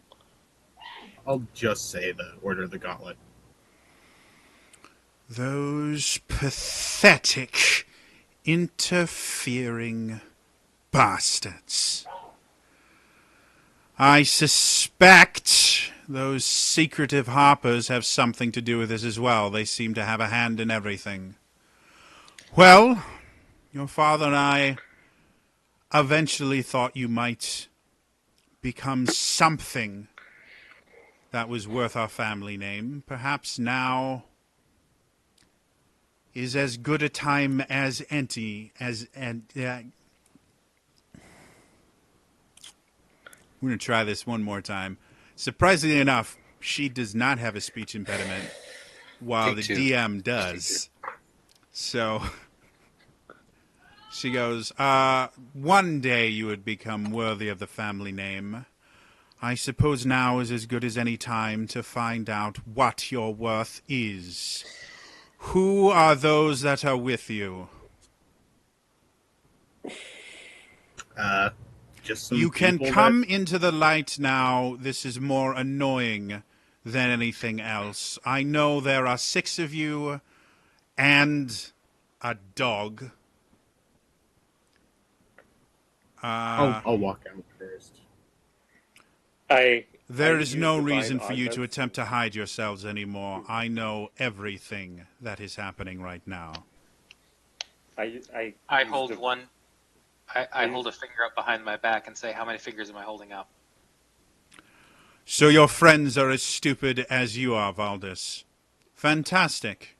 I use divine augment. I'm like, where are the maps? Nice to meet you. You have a nice house.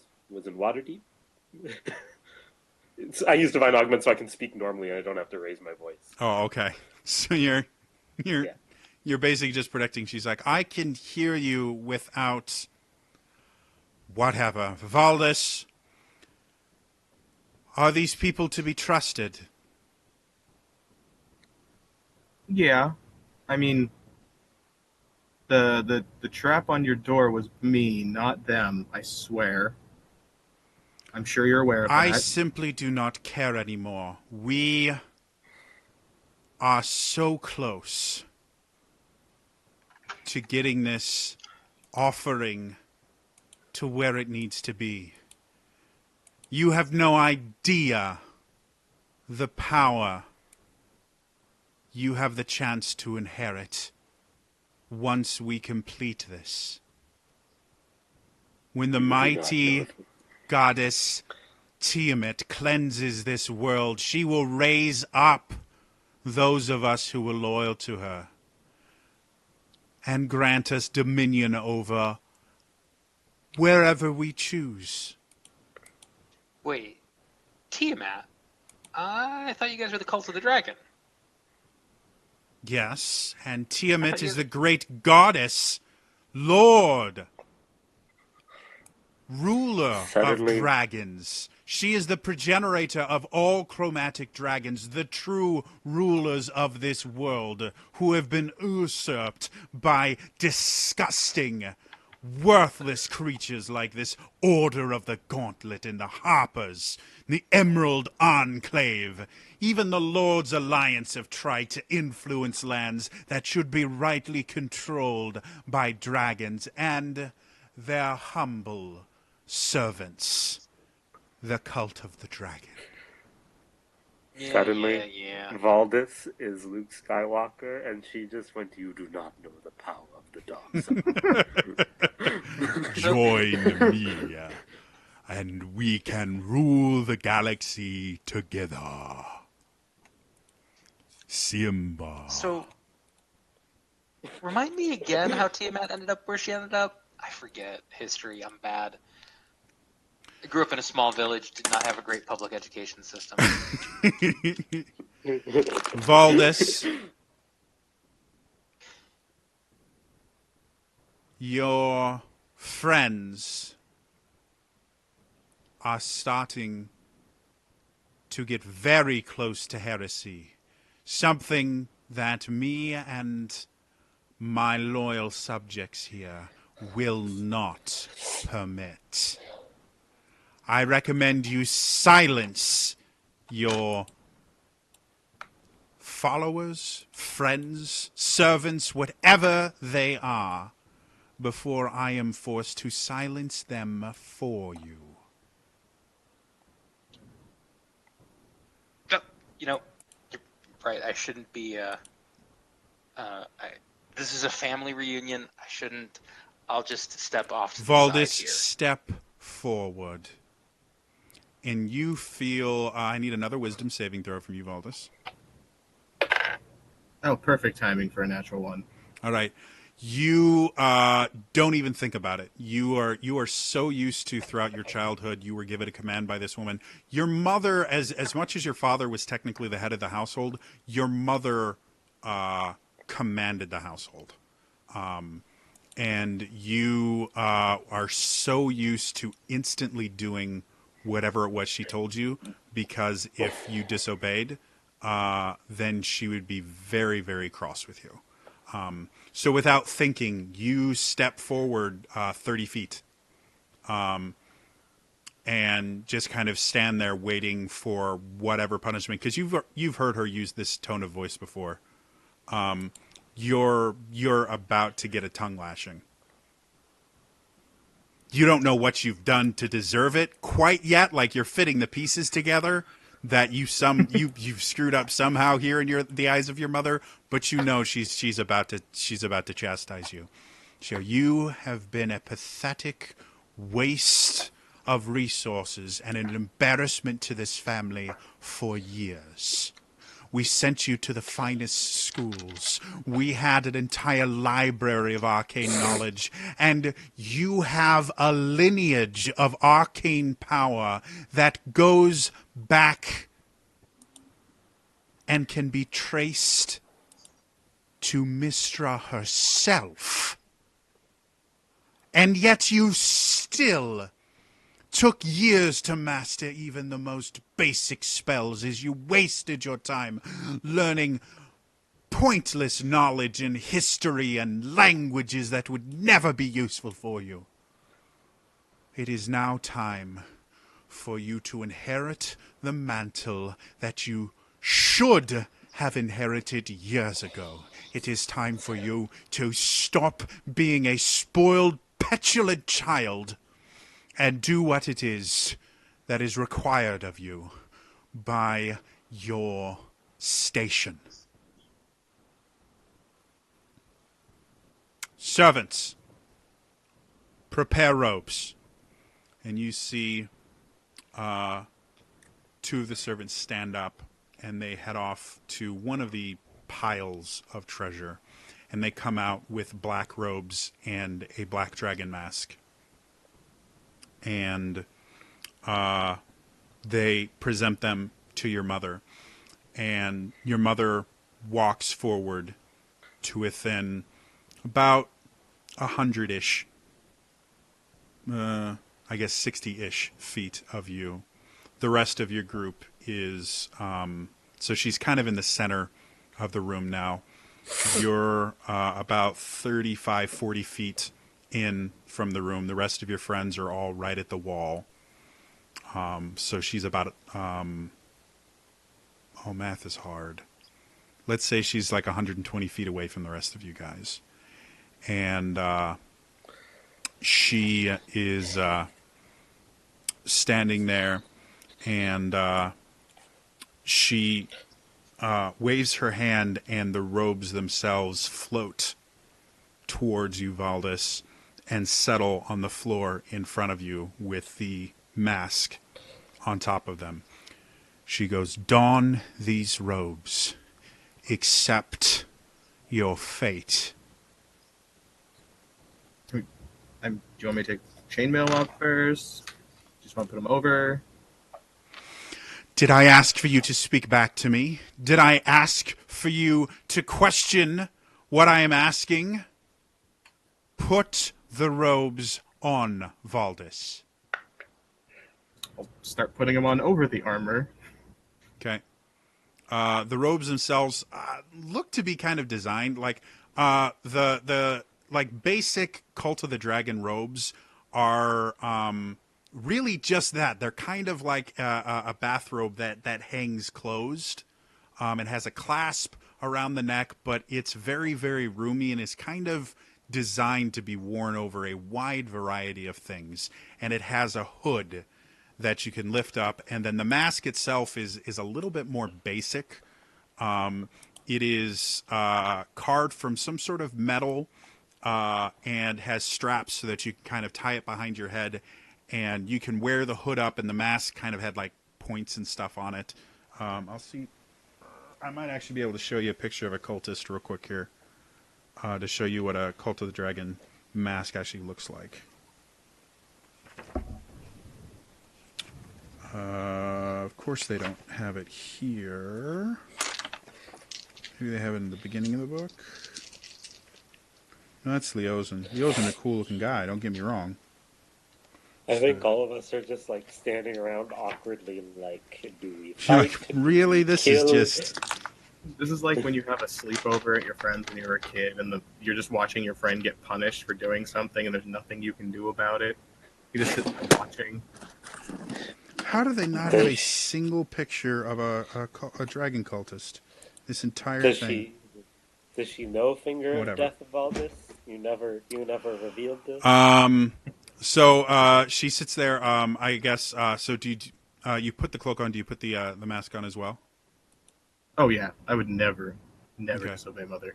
She goes, "You might look much nicer now. Your friends."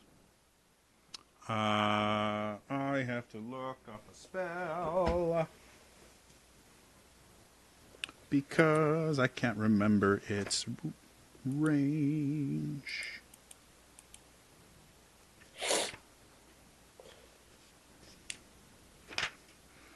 I don't think it's very far, though, which would annoy me.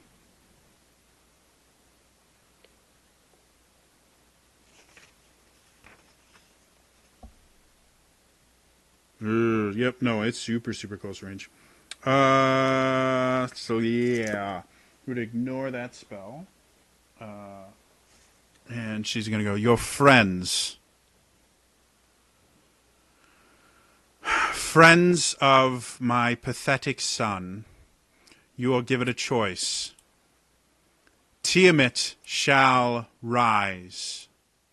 When I open this portal to the Well of Dragons, we will present her with an offering worthy of a god. You can either join us and be blessed by her holy radiance, or you can die where you stand. What shall it be?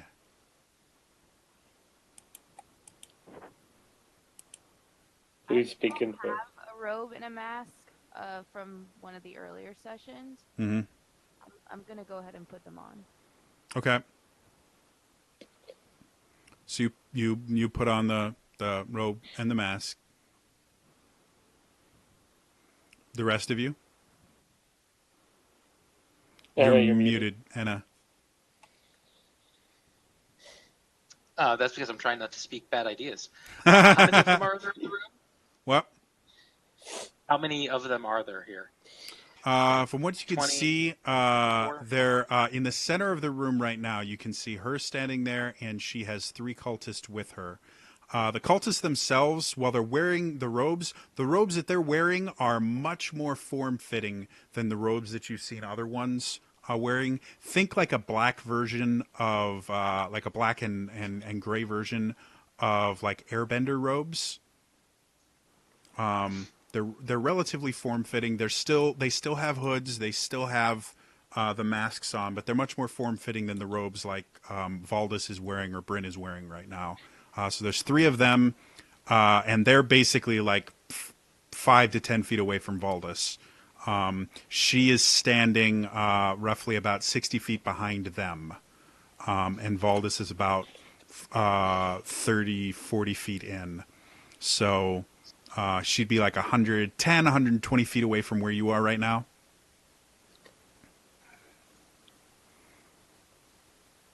I'll wait to see what the others do first. Okay. Altier, what are you doing? You've been asked to join the Cult of the Dragon. They Oh. do have a secret handshake. Is there like pillars nearby? There Just are open. big old piles of jewels and gems. Some of them getting up to 3 or 4 feet high.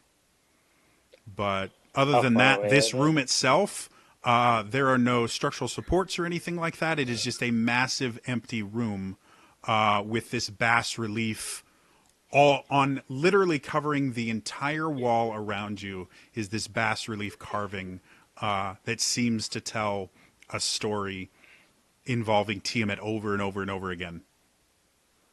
How far away are these piles of money? Probably they're littered around everywhere. So probably the closest one to you, since you're at the very entrance, they're not really stacked near the entrance. So the closest one to you would probably be 30 to 40 feet away. But once you get to that one, every like 15 to 20 feet, there's another pile, and they'll range from like small, like 1 foot high piles to like the really big ones might be like, 5 foot high and maybe 10 foot wide. And then there's gold and stuff kind of scattered around. There is an entire king's ransom worth of gold down here, and then some. Can't Like there's really just betray Elda. tons and tons and tons. So I will click the button on my blade of poison and run behind one of the gold piles to break line of sight. So as you start to run, we're going to find out what the other guys are doing. So Ollie, I walk up to Valdis and stand in front of him, basically between the cultists, okay. facing Valdis, and I punch him in the face. Okay. As you start to do that, your arm explodes in pain, and your vision goes completely white. And as you kind of blink and try and figure out what's going on, you are in a town, it seems like. It looks kind of similar to Daggerford, but it's not a part of Daggerford that you've ever been in. But building-wise and everything, it looks very, very similar. And as you look around, you can see you are surrounded by people wearing masks and hoods and things like that. And you see one man with a bowler hat sitting behind a desk that is inexplicably placed in the middle of the street. And he goes, "See, now I told you that I own you. And that someday I was going to collect on the debt that you owe me.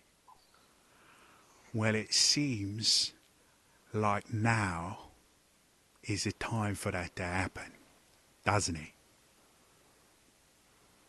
So while this happens, Valdis, you see Ollie directly in front of you. You watch his eyes go black. You see him grasp his holy symbol. Ollie, what are the highest level spells you have prepared right now? The highest level spells or any second level spells I have. I don't have any more third level spell slots. Okay. What? So I have spiritual weapon, enhance ability, hold person, lesser restoration, and prayer of healing. Okay. You cast hold person on Valdis. Valdis, make is that a wisdom saving throw? It's a wisdom save, yeah. Yeah. Valdis, make a wisdom save. 20, not natural. Okay. He beats it. So you're able to reflect it off. Ollie, you have no idea that you're doing this. In your mind, you are in this world surrounded by people and talking to the head of the Thieves Guild that you made this bargain with before. Altier, as you click the button, you start to feel, because I believe, Altier, you have a holy symbol of Eldath, right? Yeah. You feel the symbol itself start to heat up. And trying to figure out what in the world's happening, as you look over at Ollie, you not only notice that Ollie, now his eyes are completely black, you see what looks almost like a doorway right next to him. You can't see what's on the other side of the doorway. The doorway is specifically completely dark, but you see a doorway right next to him, and you feel your holy symbol pulling you in that general direction. Zelda's pulling me there. That's where I'm running. Okay. So you start running that way. Ollie is now kind of crazy looking. Valdis is on the ground and just resisted a whole person spell. Bryn has donned robes but has not said anything. Liliane, what are you doing? Um, I probably wanted to see what was our alley. Okay. So as you move forward, it seems that you get closer. Once you get within about 10 feet of Ollie, you feel something evil kind of radiating from Ollie. You don't know what, but something is definitely not right. And again, his eyes are completely black, and he has this stone-faced expression. You see Valdez's mother behind him just smiling, very smug with herself. Really? Do you think I would not plan for a betrayal? While I did not expect my own flesh to bring the betrayers to me,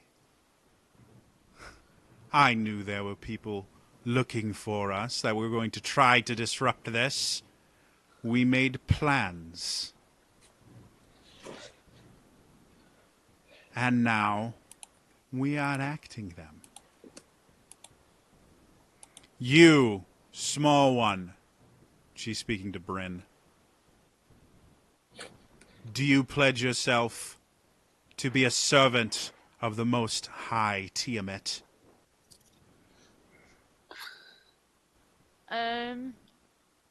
With that, I'm gonna cast invisibility on myself and start heading towards the door.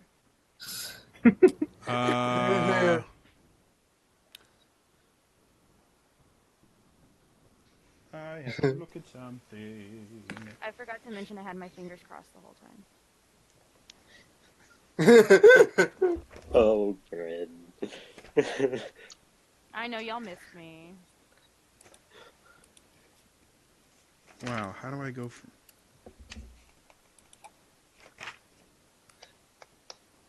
Oh, that's a bad one. I don't want to do that. That will make them not like me. They won't want to play in my next game. Power would kill. Well, it has kill in the name. Only auto Cloud death until like kill. level 8. Magic circle kill or something like that, Cloud kill. or cloud kill, or Nope. insta kill. She doesn't. So Bryn disappears and starts heading back towards there. Anna, what are you doing?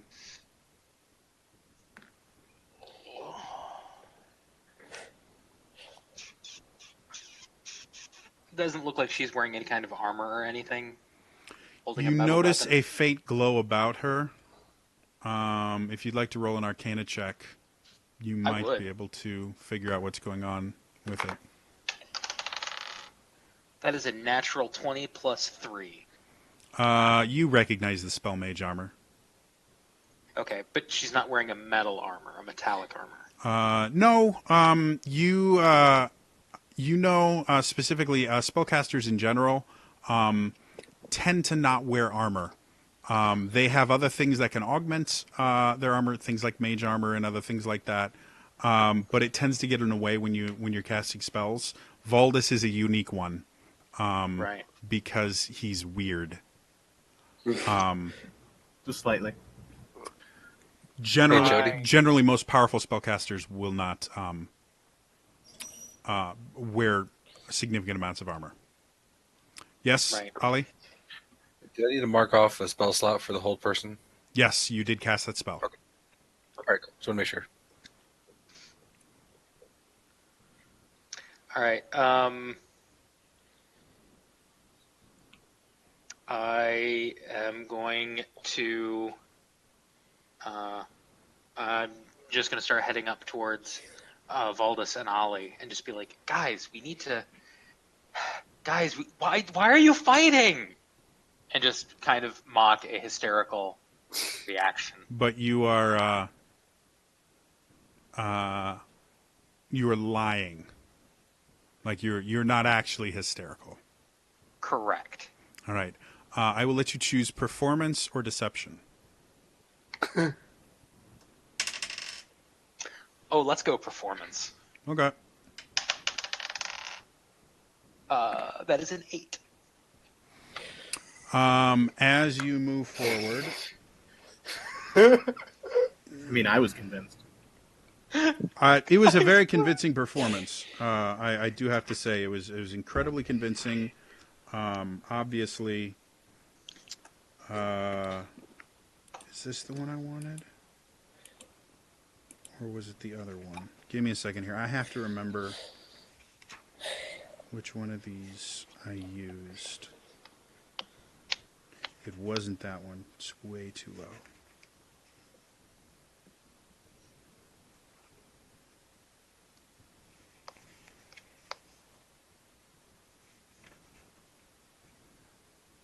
Where? Oh, it starts with D. Come on. It's not that hard. Yep, that was... Death starts with D. Yes, death does start with D. Defeat thyself starts with a D too. Right, that's not a spell I'm familiar with. I guess it doesn't need to.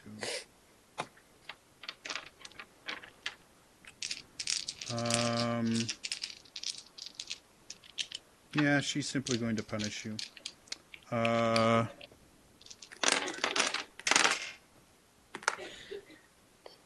I think that's going to hit. Does a 24 hit your AC? Indeed it does. All right, so that's 1, 2, 3. Oh,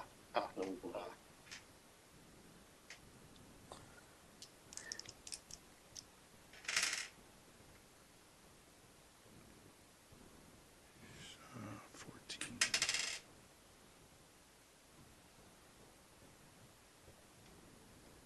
You take 20 points of fire damage as you come forward. She extends her hand, and this bolt of flame goes and smacks you directly in the chest. And that is actually where we are going to end it for tonight. You guys will be rolling initiative. I would have you roll initiative right now, but then I'd have to remember that initiative until the next game. So, she seems unimpressed. Ollie is trapped. Altier, you were able to make it to the door itself, but you have not stepped through it as of yet. And the rest of you guys, Bryn is apparently invisible. They're the only one that lives. Yeah, and Valdis is there, looking kind of snazzy. I mean, the robes themselves look kind of snazzy. They do. So anyway, that is going to be the end of this episode. Next week, or not next week, the next time we play is going to be the final episode. We will. This is the final battle. Really cool things are going to happen. You'll want to tune into it. And then after that, we may take a couple. We may take a couple weeks off while we get ready for the new campaign. I'm not 100% sure yet. But the next time after that you see these guys, they will be playing new characters in a custom campaign designed by me. So yeah, if you want to find out the rest of the crazy things that these guys have done over this campaign, they've been playing together for over a year. It's all on my YouTube channel. It's youtube.com/TrainerJody. Go check it all out there. Otherwise, that's all from me today, and I will see you guys next time. All right. Bye-bye.